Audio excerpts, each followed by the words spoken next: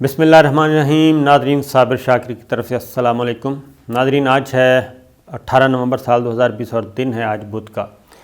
آج آپ کے ساتھ بہت ہی اہم خبر ہے، اور وہ خبر ایسی ہی ہے کہ جناب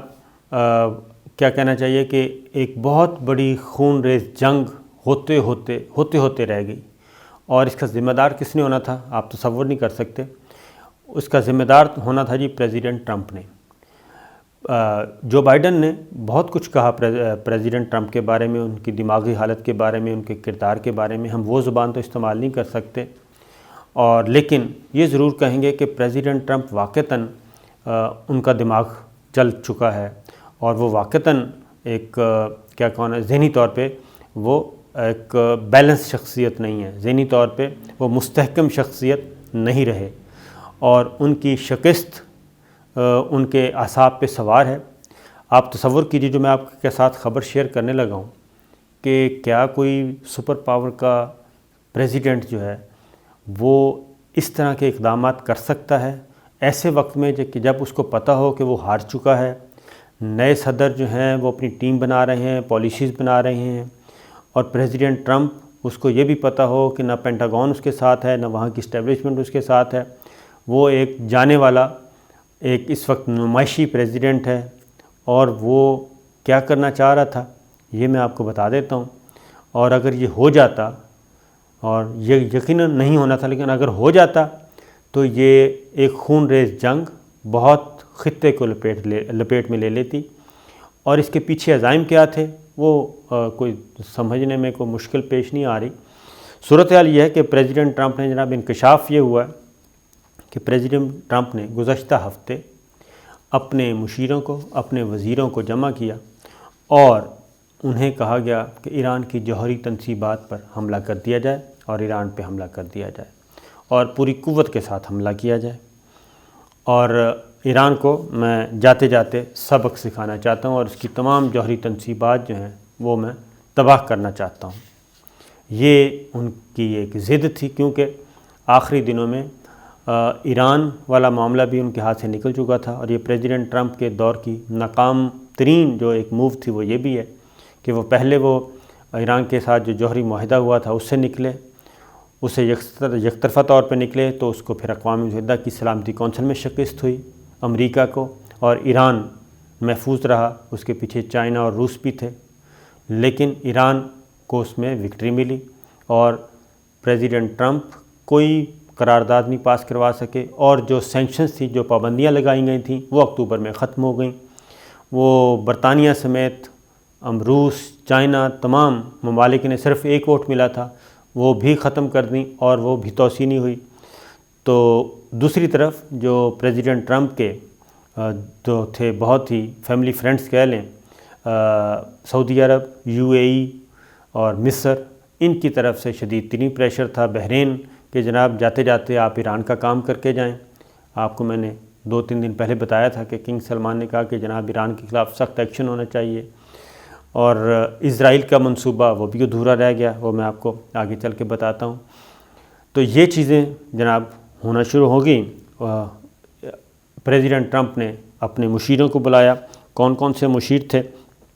اس میں؟ جناب ان کے نائب صدر تھے، ان کے سیکرٹری خارجہ تھے مائک پومپیو، ان کے قائم مقام وزیر دفاع تھے کرسٹوفر، اور جوائنٹ چیف آف سٹاف کے چیئرمین جنرل مارک جی، اور سینئر مشیر، یہ سارے کے سارے اس میٹنگ میں موجود تھے۔ اور ایک اور چیز بھی میں تھوڑا سا یہاں پہ بتا دوں کہ آپ کو یاد ہوگا کہ کچھ عرصہ پہلے امریکی وزیر دفاع کو انہوں نے برطرف کر دیا پریزیڈنٹ ٹرمپ نے اچانک،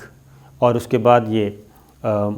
کیا کہنا چاہیے، ان کو نامینیٹ کیا، ان کو مقرر کیا قائم مقام سیکرٹری دفاع کے طور پہ کرسٹوفر کو، تو ان کو اپوائنٹ کیا۔ تو اب سمجھ آ رہی ہے کہ کیوں کیا۔ پہلے ان سے ڈیمانڈ کی گئی، ان کو نکال دیا، ان کے ساتھ مشورہ کیا، اور مشورہ یہ کیا کہ جناب امریکی صدر جو ہیں، افراد نے امریکی صدر کو حملے سے دستبردار ہونے پر آمادہ کیا، اور یہ خبر ظاہر ہے جی اسٹیٹ کے اندر جب پتہ چلتی ہے۔ اور ہوا کیا، کہتے ہیں جناب کہ چونکہ ایران کے یورینیم کے ذخائر 300 کلو گرام سے بڑھ کر 1200 گنا تک پہنچ گئے ہیں، اور یہ جوہری توانائی ایجنسی کی رپورٹ بھی ہے، بین الاقوامی جوہری توانائی کی ایجنسی کی رپورٹ، لہٰذا ایران پہ حملہ کر دیا جائے اور جوہری تنصیبات کو تباہ کر دیا جائے۔ اور یہ عالمی ذرائع ابلاغ کی خبر ہے، اور انہوں نے اپنے سورس بتایا، نیو یارک ٹائمز نے بتایا کہ جناب اس کے 4 موجودہ عہدیدار اور 2 سابق عہدیدار جو ہیں وہ اس خبر کے سورس کے طور پہ انہوں نے یہ خبر دی، اور قومی سلامتی کے معاونین سے انہوں نے یہ بات پوچھی تھی پریزیڈنٹ ٹرمپ نے، لیکن جب یہ چیز آگے کنوے کی گئی تو ظاہر ہے اس پہ عمل درآمد نہیں ہونا تھا، اور پھر پریزیڈنٹ ٹرمپ کو راضی کرنے کے لیے پھر ان وزیروں اور مشیروں کا دوبارہ منت ترلا کیا گیا، وہاں کی اسٹیبلشمنٹ نے، پینٹاگون نے، اور اس کے بعد پھر سیکرٹری خارجہ نے، سیکرٹری دفاع نے، ان کے جوائنٹ چیف آف سٹاف نے ان کو آمادہ کیا کہ جناب یہ جنگ اگر چھڑ گئی تو پھر یہاں پہ ایک بہت بڑی تباہی ہوگی، اور یہ جنگ مقامی جنگ نہیں رہنی، یہ عالمی جنگ بھی بن سکتی ہے۔ اور یہ جو سٹوری ہے جناب، اس کے مطابق انتظامیہ کے اہلکاروں کے حوالے سے مائک پومپیو اور کرسٹوفر نے امریکی صدر کو تہران پر حملے کے نتیجے میں جو سنگینی تھی اس کے بارے میں آگاہ کیا، اور بتایا کہ جناب صدر یہ کام فی الحال نہ کریں، اور اس طرح کا کام جو ہے وہ الٹا امریکہ کی سلامتی کے لیے خطرہ ہو سکتا ہے۔ اس کی وجہ یہ ہے کہ عراق میں ملیشیا اور ایرانی اتحادی، کیونکہ ایران تو آپ کو پتہ ہے وہ تو علیہ اعلان کہتا ہے کہ جناب اس نے اپنے پرائیویٹ ملیشیاز رکھی ہوئی ہیں اور وہ پراکسیز کے ذریعے استعمال کرتا ہے۔ قاسم سلیمانی والا معاملہ آپ کے سامنے ہی ہے، اور وہاں سے یہ تنازع شروع ہوا ہے، تو اب یہ کام کرنے لگے تھے۔ خیر، اب پریزیڈنٹ ٹرمپ کو ایک اور بھی مصیبت کا سامنا ہو چکا ہے، اور وہ یہ کہ انہوں نے فیصلہ کیا تھا کہ افغانستان سے امریکی اور اتحادی افواج جو ہیں وہ کرسمس سے پہلے، یعنی کہ دسمبر سے پہلے نکل جائیں گی، لیکن اب نیٹو جو ہے وہ انکاری ہو گیا ہے، اور نیٹو نے کہا ہے کہ جناب اس پہ ری تھنک کیا جائے، ری وزٹ کیا جائے اس فیصلے کو، اور افغانستان سے اگر فوج کو جلد بازی میں نکالا گیا تو اس کی بھاری قیمت چکانا ہوگی۔ اور نہ صرف یہ بلکہ نیٹو کے ترجمان نے واضح طور پہ ایک بات کر دی ہے، اور وہ یہ ہے کہ انہوں نے انکار کر دیا ہے افغانستان سے، نیٹو کی افواج نے انہوں نے انکار کر دیا کہ جناب ہم فی الحال افغانستان سے نہیں جائیں گے، کیونکہ اس سے جو کچھ ہم نے حاصل کیا ہے اب تک افغانستان میں کامیابیاں، وہ ساری کی ساری ملیا میٹ ہو جائیں گی، اور اگر ہم نے یہ کام کیا تو پھر نیٹو چیف نے خبردار کیا نیٹو چیف نے بھی اس بارے میں باقاعدہ طور پہ نیٹو کے سیکرٹری جنرل ہیں اسٹولنبرگ، انہوں نے واضح طور پہ کہا ہے کہ جناب ہم ایسا نہیں کر سکتے، لہٰذا یہ ایک اور چیز ہے، یعنی کہ واقعتاً لگ رہا ہے کہ پریزیڈنٹ ٹرمپ جو ہیں وہ لنگڑی بطخ جسے کہتے ہیں وہ ہو چکے ہیں، اور ان کا کوئی پروگرام، اب ان کے فیصلے جو ہیں وہ معلق رہیں گے اور مؤخر رہیں گے۔ اس کے ساتھ ساتھ ایک اور بھی سن لیں اگلی خبر، وہ یہ ہے کہ مائک پومپیو 7 ملکی دورے پہ نکل رہے ہیں، اور 7 ملکی دورے پہ 10 دن کا یہ وزٹ ہے، اور اس وزٹ کے بارے میں سب سے زیادہ تنقید کون کر رہا ہے یہ آپ کو سن کے حیران ہوں گے کہ اس کو تنقید کا نشانہ بنایا جا رہا ہے انڈیا کی طرف سے۔ اکنامک ٹائمز ہے ان کا، اور انہوں نے کہا کہ ایسے وقت میں جو مائک پومپیو ایسے وقت میں ایسے ملکوں کا وزٹ کر رہے ہیں جو بائیڈن کا خیر مقدم کر رہے ہیں، جو بائیڈن کو مبارکباد دے رہے ہیں، اور انہوں نے اس وزٹ کو نان سینس کہا ہے۔ یہ بدلتا ہے رنگ آسماں کیسے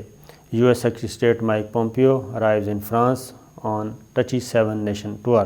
اور اس وزٹ کے بارے میں وہ گفتگو انہوں نے کیا کرنی ہے، گفتگو کرنی ہے کاؤنٹر ٹیررزم کے بارے میں، گفتگو کرنی ہے باہمی کیا کہنا چاہیے کہ باہمی تعلقات کے بارے میں، لیکن اس وقت میرے پاس تمام ذرائع ابلاغ کی خبریں پڑی ہیں، اور اس میں کوئی بھی ان کو ویلکم نہیں کر رہا، اور سارے کے سارے یہ کہہ رہے ہیں کہ یہ جو وزٹ ہے یہ اللاجک لگتا ہے، اس کی کوئی منطق سمجھ نہیں آ رہی کہ ایک ایسے وقت میں جب پتہ ہے کہ آپ نے 1 مہینے کے بعد یہاں سے چلے جانا ہے، اور اس وزٹ کو کرنے کا کیا فائدہ ہے مائک پومپیو کی طرف سے،